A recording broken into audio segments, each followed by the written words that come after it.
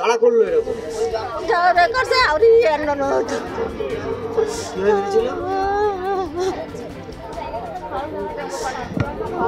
কি হয়েছিল?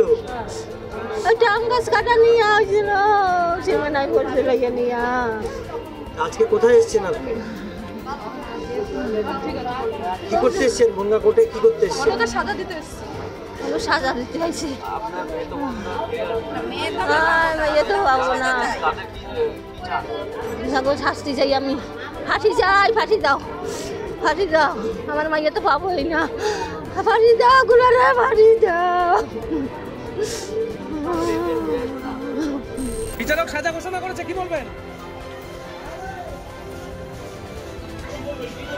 আপনি করেছিলেন? বৌমাকে মারলেন কেন?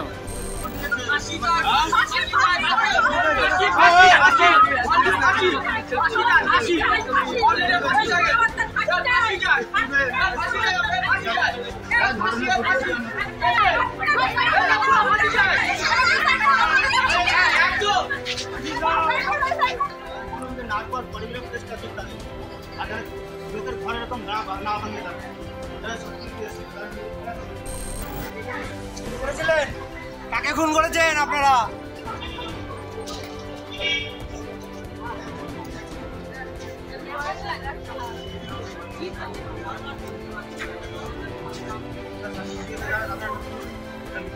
তাদের তুলবেন তো নাকি?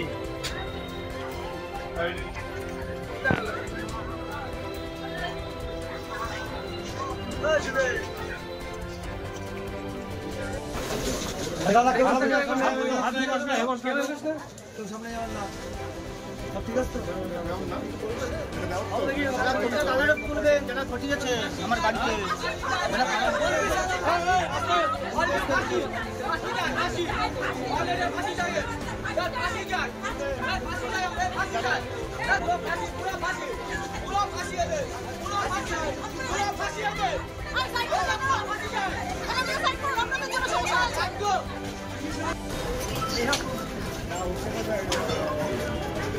খুন করেছিলেন? কাকে খুন করেছেন আপনারা?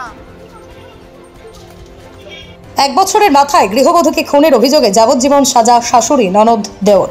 আম গাছ কাটা নিয়ে পারিবারিক বিবাদের জেরে গৃহবধূকে কুপিয়ে খুনের মামলায় তার শাশুড়ি ননদ ও দেওরকে যাবজ্জীবন কারাদণ্ডের নির্দেশ দিল বিচারক। মঙ্গলবার বনগাঁ মহকুমা আদালতে বিচারক পরেশ চন্দ্র কর্মকার এই সাজা ঘোষণা করেন। আদালত সূত্রে জানা গিয়েছে, 2023 সালের 27 ফেব্রুয়ারি গোপালনগর হাটখোলা গ্রামে গৃহবধূ ফুলমালা কীর্তনিয়াকে খুনের অভিযোগে শাশুড়ি সারথী কীর্তনিয়া, দেওর অমর কীর্তনিয়া, ননদ রাধিকা সরকারকে গ্রেপ্তার করে আদালতে পাঠিয়েছিল গোপালনগর থানার পুলিশ। ধৃতদের বিরুদ্ধে খুনের মামলা রুজু করা হয়েছিল। বিচারক ধৃতদের জেল হেফাজতের নির্দেশ দেন। তবে পরিবারের অভিযুক্তদের ফাঁসির দাবি জানাচ্ছেন তারা। উত্তর 24 পরগনা থেকে শান্তনু বিশ্বাসের রিপোর্ট, বিশ্ব টাইমস।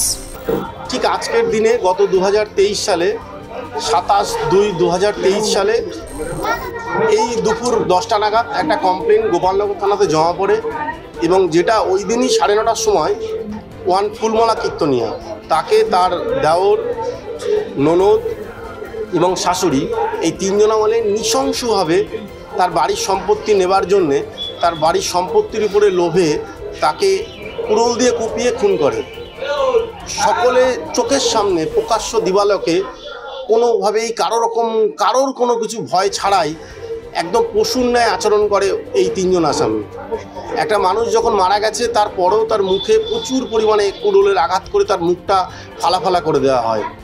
তারপরে ওই দিনই ওই 27/2 তারিখে কেস হয়। আর আজকে 27/2/24 এক বছরের মধ্যে শ্রী পরেশ চন্দ্র কর্মকার আমাদের যিনি বিচারক, তিনি বনগাঁ আদালতের এডিজে 2, তিনি এই মামলার আজকে রায় ঘোষণা করেন এবং যেখানে তিনজনের বিরুদ্ধেই যাবজ্জীবনের সাজা হয়েছেন। তিনজন ব্যক্তি তার আমৃত্যু পর্যন্ত যাবজ্জীবন তারা জেলে থাকবেন। এবং আমাদের এই বনগাঁ আদালতের যে প্রচুর মামলা, খুনের মামলা হয়ে থাকে, গোটা ভারতবর্ষেই হয়ে থাকে, কিন্তু এক বছরের মধ্যে এরকম এক বছরেই সিদ্ধান্ত এসে গেছে এরকম খুব কমই দেখা যায়, এরকম খুব কম শোনাও যায়।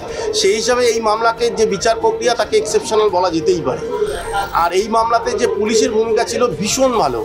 আজকের দিনে দাঁড়িয়ে এসআই শান্তনু মিশ্রা, যিনি আয়ও ছিলেন, তৎকালীন ওসি ছিলেন, তারা একদম স্ট্যাটুট পিওর, অর্থাৎ 90 দিনের মধ্যে চার্জশিট সাবমিট করে দিয়েছেন। একজন আসামি হাইকোর্ট থেকে বেল পেলেও বাকি কোনো আসামি আজ অবধি বেল পায়নি, অর্থাৎ ঘটনা ঘটার দিন তারা অ্যারেস্ট হয়, আজ অবধি জেলে আছে। আর জজ সাহেব যা রায় দিয়েছেন তাদের বাকি জীবনটা জেলে থাকবে। এখন সাক্ষী সবুত মোট প্রথমে সাক্ষী ছিল 24 জন, তারপরে আবার কিছু সাক্ষীর মাঝপথে আবার 5 জন সাক্ষী অ্যাড হয়েছে, যাদেরকে প্রসিকিউশন অ্যাড করেছেন। তার মধ্যে 18 জন না 19 জন সাক্ষী হয়েছে, বাদবাকি সাক্ষী প্রসিকিউশন মনে করেননি, রাখেননি।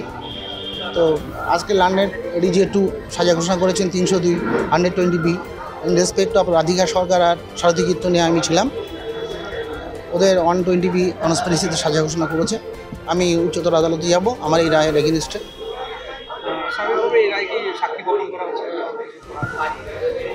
সাক্ষী গোপনটা নয়, যেজন সাক্ষী ছিলেন, অনেক সাক্ষীকে প্রসিকিউশন মনে করেনি রাখা, সেই ব্যাপারটা নিয়ে আমরা যাব। আর আমি দেখি অর্ডার কপি হাতে পাই, আমি জাজমেন্টের কপি হাতে পাই, এই আমি সিদ্ধান্ত নেবো। তবে অবভিয়াসলি আমি হাইকোর্টে দ্বারস্থ হব। আমার বোনকে আর ফিরে পাবো না। আমার বোন যে কষ্ট পেয়ে মরেছে, ও একটা মানুষের মতো মানুষ ছিল। ও যে কষ্ট পেয়েছে, 3টাকে তার 14 গুণ কষ্ট দিয়ে ওদেরকে শেষ করে দিতে হবে, মেরে ফেলতে হবে। এছাড়া আমার কিছু বলার নেই। আজকে আমার মায়ের আসামিদের সাজা হবে, সেই জন্য এসেছি। আমার কাকার কুকুর দিয়ে কুপিয়ে আমার মাকে খুন করে ফেলেছে স্যার। আমাদের একটা জমি নিয়ে কোনো বিবাদ না স্যার, ওরা চক্রান্ত করে আমার মাকে খুন করে ফেলেছে স্যার। একটা আম গাছ ছিল, আমি তো ছিলাম না, পরে এসে জানতে পারি আম গাছটা নাকি কাটতে উঠেছিল। মা বলেছে তোর ভাইপো আর দাদা বাড়িতে নেই, বাড়িতে আসলে ওদের সাথে কথা বলে নিস। এই দুটো একটা কথার উত্তরের মধ্যে নাকি কুড়ুল দিয়ে আমার মাকে খুন করে ফেলেছে। আমার ঠাকুমার নিজের চোখে দাঁড়িয়ে থেকে 2 ফুট দাঁড়িয়ে একটু বাধাও দেয়নি যে ওকে কেন করছিস। আমার ঠাকুমা আরও বলছে কি কুপিয়ে মেরে ফেল, ওকে মেরে ফেল।